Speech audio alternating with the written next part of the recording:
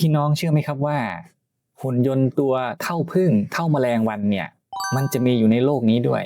แถมมันยังมีหน้าที่ที่เป็นประโยชน์ต่อมนุษยชาติมากด้วยเด้อครับผมเรื่องของเรื่องก็คืออาจารย์ศาสตราจารย์ด้านคอมพิวเตอร์ที่มีชื่อว่ายานิสอาริโมนอสเขาสังเกตเห็นว่าสมองของผึ้งเนี่ยเล็กจิ๋วนิดเดียวมีเซลล์สมองไม่ถึง1 ล้านเซลล์เมื่อเทียบกับของมนุษย์เรานะครับที่มีเป็นแสนล้านเซลล์เนี่ยถือว่าน้อยมากๆแต่ทำไมมันถึงฉลาดเป็นกฎขนาดเด้อนักวิทย์เนี่ยเขาสแกนสมองผึ้งแล้วพบว่าในสมองจิ๋วๆของผึ้งเนี่ยมันมีการแบ่งการทำงานเป็น10โซนมันมีระบบแผนที่นำทางในตัวซึ่งเจ๋งกว่า GPS ในมือถือของเราอีกด้วยครับพี่น้องผึ้งมันสามารถบินออกจากรังไปไกลเป็น10-15 กิโลเมตรเพื่อหาเกสรดอกไม้โดยที่ไม่เคยหลงทางแถมตอนบินเนี่ยมันต้องหลบคนหลบม้าหลบแมวหลบผึ้งตัวอื่นและยังต้องคอยดูฟ้าฝนเพื่อไม่ให้เจอกับฝนซึ่งมันจะทำให้เปียกมันปีกนะครับคิดดูครับว่าคอมพิวเตอร์เครื่องใหญ่ๆเนี่ยยังทำตามได้ยากอยู่เด้ออาจารย์แกก็เลยสร้างโครงการที่มีชื่อว่า Bolo Beehive หรือแปลบ้านๆว่ารังผึ้งหุ่นยนต์ขึ้นมาครับโดยเอาโดรนตัวเล็กๆมาโปรแกรมสมองกลให้บินและขยับตัวเหมือนผึ้งจริงๆเป้าหมายแรกคือเอามาเตรียมพร้อมไว้ผสมเกสรดอกไม้แทนผึ้งจริงในอนาคตหากวันหนึ่งผึ้งตามธรรมชาติมันลดจำนวนลงนะครับผมโอ้คิดไปไกลแท้ แถมยังมีนักศึกษาปริญญาเอกอีกคนชื่อนาตรีราชิกูรูแกบอกว่าลองนึกภาพเวลาตึกถล่มหรือดินสไลด์ทับบ้านเรือนผู้คนดูด้วยครับช่องมันจะแคบมากคนเข้าไปไม่ได้นักดับเพลิงเข้าไปก็เสี่ยงตายแต่ถ้าเรามีโดรนผึ้งตัวเล็กๆแบบเนี้ยบินมุดเข้าไปในซอกตึกเหล่านั้นเพื่อเข้าไปค้นหาผู้ที่ยังติดอยู่การที่มันบินมุดไปเนี่ยมันไม่ได้บินสุ่ม4สุ่ม5ด้วยครับจากการสังเกตผึ้งเวลาจะมุดรูมันจะบินไปจ่อใกล้ๆแล้วบินซ้ายขวาบนล่างเพื่อสำรวจทางก่อนอย่างละเอียดทีมงานเขาก็เอาพฤติกรรมนี่แหละครับมาใส่ในโดรนเพื่อทำให้โดรนจิ๋วสามารถมุดซอกตึกไปค้นหาผู้รอดชีวิตได้อย่างแม่นยำสุดๆยังไม่หมดแค่นั้นนะครับพี่น้องเขายังโชว์หุ่นยนต์อีกตัวหนึ่งชื่อ Flapper ตัวเนี้ยก๊อปปี้มาจากแมลงวันทองครับมันมี4ปีกขยับพับไปมาได้พลิ้วไหวมากๆข้อดีคือปีกมันยืดหยุ่นบินหลบสิ่งกีดขวางได้ดีกว่าโดนใบพัดแข็งๆทั่วไปนะครับผมแต่ปัญหาก็คือเวลาแมลงวันเนี่ยมันกระพือปีกบินตัวมันจะสั่นๆโยกๆตลอดเวลาถ้านึกภาพเราเอากล้องจิ๋วไปติดนะครับภาพมันก็จะออกมาเบลอๆจนดูไม่รู้เรื่องครับนักวิจัยอีกคนหนึ่งชื่อเลวี่เบอร์เนอร์เลยใช้เวลาถึง2 ปีเต็มๆนะครับคิดค้นสูตรสมองกลหรือที่เพิ่นเขาเรียกว่าอัลกอริทึมนะครับมาช่วยจูนความนิ่งให้กับกล้องเปรียบเสมือนลูกตากลมๆของคนเรานะครับพี่น้องถึงตัวเราเนี่ยจะขยับหรือเดินโยกเยกแต่ตาเราก็ยังจับจ้องไปที่สิ่งของตรงหน้าได้อย่างนิ่งสนิทพอเอาระบบเนี่ยไปใส่ไว้ในหุ่นยนต์ฟลิปเปอร์ภาพที่ส่งกลับมาเนี่ยมันนิ่งกริบชัดแจ้วเอาไปใช้งานจริงได้เลยครับผมพี่น้องครับเทรนด์โลกหลังจากเนี่ยกำลังจะเปลี่ยนจากสมองกลขนาดใหญ่โตที่กินไฟเยอะกลายมาเป็นสมองกลขนาดจิ๋วแต่แจ๋วที่กินไฟน้อยและเรียนแบบธรรมชาติครับ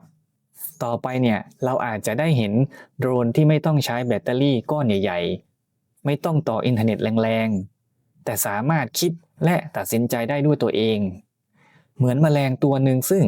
แนวโน้มเทคโนโลยีตัวเนี้ยจะถูกนำไปใช้งานใน3 เรื่องใหญ่ๆของโลกครับผมเรื่องแรก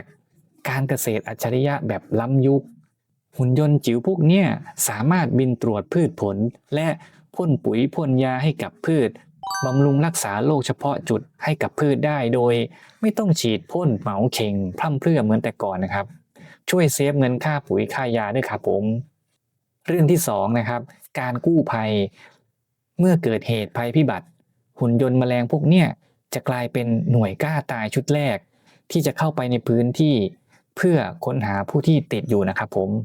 เรื่องที่3ครับ งานความมั่นคงและการตรวจสอบเช่นการบินตรวจท่อแก๊สรั่วตรวจสายไฟแรงสูงในจุดที่คนเข้าไม่ถึงหรือตรวจพื้นที่ชายแดนในช่องทางธรรมชาตินะครับแล้วตอนเนี้ยเขาสร้างไปถึงไหนแล้วพวกเราเนี่ยจะได้ใช้ตอนไหนตอนเนี้ย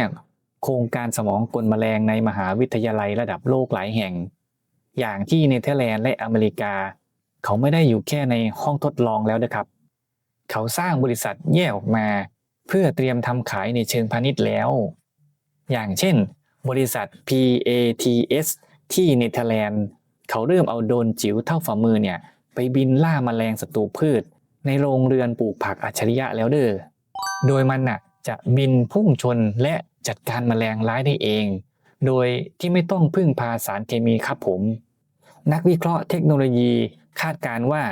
ในช่วง 1-3 ปีต่อไปเนี่ยซึ่งไม่เกินปี 2028 ถึง 2029 เราจะเริ่มเห็นฝูงโดรนแมลงหุ่นยนต์พวกเนี้ยเข้ามาทำตลาดในฐานะผู้ช่วยผู้จัดการฟาร์มสำหรับบริษัทใหญ่ๆก่อนและหลังจากนั้นอีกไม่เกิน 5 ปีนะครับพอโรงงานจีนหรือผู้ผลิตต่างๆผลิตออกมาได้จำนวนมากราคาของมันก็จะร่วงลงมาขยับมาอยู่ในระดับที่ชาวบ้านตะสีตะสาซื้อง่ายจับต้องได้นั่นเองนะครับพี่น้องและฟีเจอร์อันนึงที่แอดเนี่ยว้าวมากครับคือในอนาคตที่ฝรั่งเขากำลังแย่งกันพัฒนาครับมันคือระบบที่เรียกว่าระบบเครือข่ายฝูงบินอัจฉริยะครับผมคือมันไม่ได้บินมาแค่ตัวเดียวนะครับพี่น้องแต่มันอาจจะบินมายกลังเป็นร้อยๆตัวเด้อโดยที่ไม่ต้องมีคนกดรีโมทบังคับเลยสักคนครับในฝูงมันจะคุยกันเองอย่างเช่นตัวที่1มันบินไปเจอเพี้ยกระโดดมันก็จะส่งสัญญาณบอกไปที่ตัวที่2ถึงตัวที่50ให้บินมาช่วยกันลุมจัดการครับหรือถ้าตัวไหนเนี่ยแบตเตอรี่ใกล้หมดมันก็จะบินกลับไปที่รังเพื่อชาร์จไฟเองและส่งตัวใหม่บินกลับมาเปลี่ยนหน้าที่แทนเหมือนมดเหมือนผึ้งในชีวิตจริงเลยครับผมเมืองไทยเราเป็นเมืองเกษตรกรรมเป็นครัวของโลกผลไม้ส่งออกอย่างทุเรียนมังคุดมะม่วงหรือพืชไร่อย่างข้าวโพดอ้อยทั้งหมดเนี่ยล้วนต้องพึ่งพาธรรมชาติและการดูแลที่ละเอียดอ่อนครับ